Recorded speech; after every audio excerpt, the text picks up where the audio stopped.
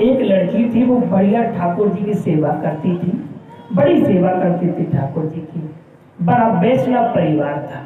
क्या था? वैष्णव परिवार था। तो वो बड़ी सेवा करती थी। कई बार ऐसा होता है कि हम अपनी लड़कियों को अच्छे घर में दे देते हैं, पर बाद में उनके यहाँ गरीबी आ जाती है, क्योंकि हमेशा धन किसी के पास नहीं रहता। और कभी कभी ऐसा होता है कि किसी के यहाँ लड़की जाती है तो उसके यहाँ पैसा की बिल्कुल पैसे ही पैसा बढ़ जाता है, और कई बार गरीबी भी आ जाती है। तो वैष्णव परिवार, उन्होंने सोचा कि हम अपनी लड़की की शादी कर रहे हैं, ये बहुत वैष्णव परिवार है, हमारी बच्ची सुखी रहेगी। और वो लड़की ठाकुर जी की बड़ी सेवा करती थी, ठाकुर जी का भजन गाती थी, भागवत कथा सत्संग सुनती थी, क्योंकि वैष्णव परिवार था ना। वैष्णव परिवार में हमेशा भगवान का भजन कीर्तन सभी लोग करते ही है। नियम होता है कि हम तो सुबह शाम ठाकुर जी का भजन करेंगे। तो जब उस बच्ची की शादी हुई, तो जब वो बच्ची की शादी कर दी, तो वो जब दूसरे घर में गई तो वो वैष्णव परिवार नहीं था। उसके यहाँ पर गलत चीजों का सेवन कराया जाता था, गलत चीजें खाते थे वे लोग, गलत चीजों का सेवन करते थे।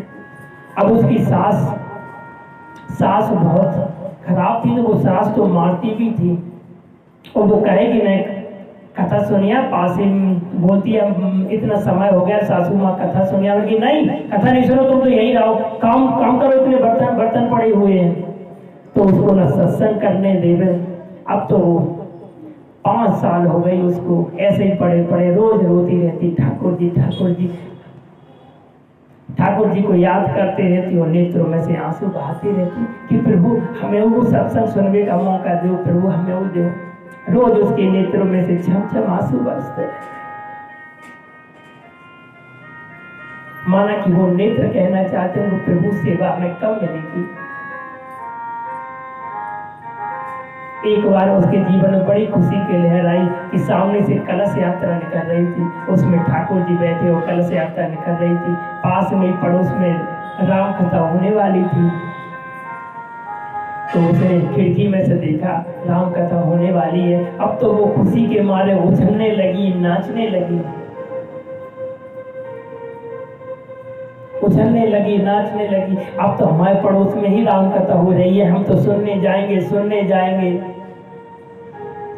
जब वो उलझने और नाचने लगी, अपनी सासू माँ के पास बोलती, माँ हम कथा सुनिया। मैंने की कहा को जाओ कथा सुना कहूँ नहीं जाओ, तुम तो बर्तन मांजो जी पड़े हैं, सब बर्तन मांजो, नहीं जाओगी वहां पे, अगर तुम गई तो समझ लेना।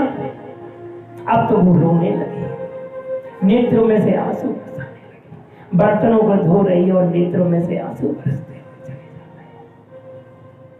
और जब नेत्रों में से आंसू बरसे तो हमारे ठाकुर जी को मालूम चला कि हमारा भक्त देखो हमारी सत्संग सुनने के लिए आपको नेत्रों में से आंसू बहा रहा है।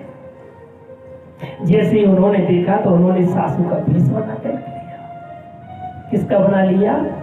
सास का भेष बनाकर आ गए ठाकुर जी, और बोले जाओ जल्दी सुन के आ जाना, और थोड़ा सा प्रसाद हमको भी लेके आना।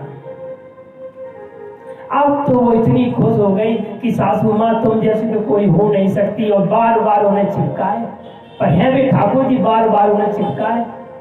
ले आओ सासू माँ तुम्हारी नजर उतार दे, मैं आज तो तुमने हम पे बहुत बड़ा उपकार कर दिया, और ये वो बहुत तारीफ करे सासू माँ आपकी।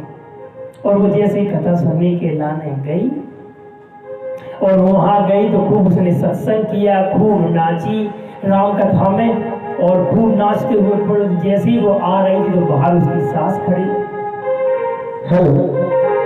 देना हो तो दीजिए जन्म